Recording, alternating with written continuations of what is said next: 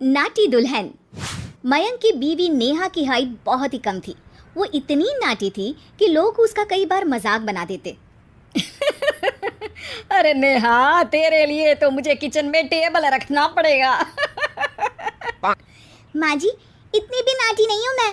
और हाँ, हिल्स पहनकर तो बिल्कुल आपके बराबर आ जाती हूँ। अरे तेरे पापा ने महंगी कार का लालच दे दिया, वरना तो मेरे बेटे के लिए लंबी लंबी लड़कियों की लाइन लगी थी। क्या बताऊं तुझे, कटरीना फैल थी उनके सामने। पर माँ जी, आपका मयंक भी तो हाइट में कौन सा अभिषेक बच्चन की तरह है जो कटरीना मिल जाती। वैसे भी मेरी और इनकी जोड़ी तो राम सीता की जोड़ी है, राम सीता की। एक दिन सभी खाना खा रहे होते हैं, तभी माँ, दाल बहुत अच्छी बनी है, जरा और देना। रुको जी, मैं लेकर आती हूँ, किचन में है, वैसे भी मैं खड़ी ही हूँ। ये सुनकर सास हंसने लगती है। तुम खड़ी हो या बैठी, एक जैसी ही लगती हो।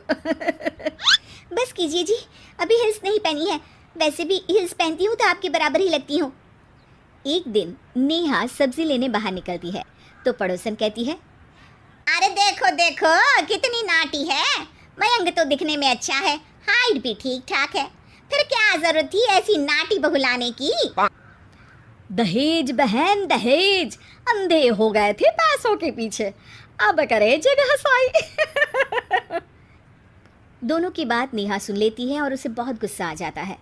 आंटी जी, एक बात बताओ, मेरे पापा के पास पैसे हैं, उनको अच्छी लड़की की तलाश थी, ये पसंद आए और शादी हो गई, इसमें मेरा क्या कसूर है जो आप लोग मुझे सुना रही हैं? अरे नहीं नहीं नेहा, हम तो तेरी सास की बात कर रहे थे कि कितनी लालची औरत है। देखिए, वो लालची नहीं है। हाँ, उनकी कुछ शौक है जो वो अपने बेटे से पूरा करवाना चाहती है, और देखा जाए तो उसमें उनकी गलती भी क्या है भला। अगर इन्होंने मुझसे शादी की है तो ज़रूर कुछ न कुछ तो अच्छाई नज़र आई होगी ना।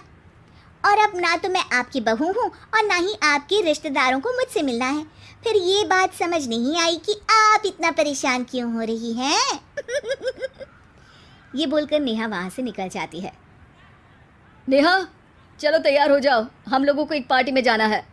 नेहा तैयार होकर पार्टी में जाती है, जहाँ मयंक का दोस्त उससे कहता है, अरे मयंक, तू लकी है यार, तेरी बीवी की हाइट इतनी कम है कि तुझे बच्चे की जरूरत ही नहीं है, भाभी ही बच्ची जैसी है। और मयंक, मेरी बीवी इतनी कम हाइट की हो ना तो मैं तो घर से बाहर ही ना निकलूं, कहीं फुदक कर चली गई तो लेने के देने पड़ जाएंगे। सभी नेहा पर हंसने लगते हैं। तभी पार्टी की जगह पर आग लग जाती है। अरे भागो यहाँ से, जल्दी करो, निकलो यहाँ से। अरे लेकिन बाहर के दरवाजे पर ही आग है, अब कैसे बाहर निकलेंगे, कोई रास्ता भी नहीं है। अरे रास्ता है ना, अगर कोई इस खिड़की से बाहर निकलकर अगर सामने के दरवाजे में आग को बुझा दे तो सब निकल सकते हैं। तभी नेहा उस छोटे से जरोखे से बाहर निकलकर आग को बुझा देती है। अरे वाह, भाभी जी ने तो आज हम सबको बचा लिया। वाह भाई वाह, बीवी हो तो ऐसी, अपने पति ही नहीं बल्कि यहाँ मौजूद सभी की जान बचा ली है इसने। भाई मयंक, माफ़ कर देना, तेरी बीवी तो सच में कमाल है। मुझे ये बात पता है और मुझे मेरी बीवी पर गर्व है। नेहा मुस्कुराकर अपने पति की तरफ देखती है। कुछ दिनों बाद जब नेहा और उसकी सास मार्केट जाती है, वहाँ पर, अरे भैया, ये कपड़ा तो देना, कितने का पड़ेगा?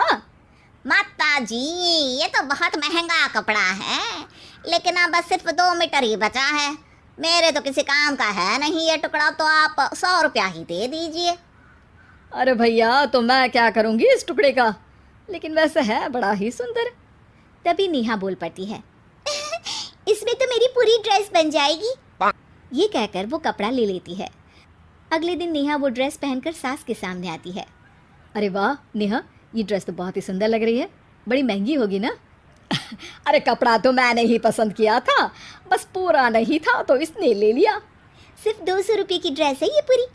देखो माँ जी, नाटी होने का भी कम फायदा नहीं है। जैसे तैसे दिन कट रहे थे।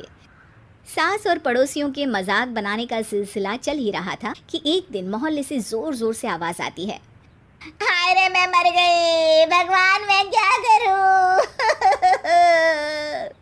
अरे क्या हुआ? देखते हैं तो सभी एक हॉल के सामने भीड़ लगाकर खड़े हैं। मेरा बेटा प्रिंस गड्ढे में गिर गया है।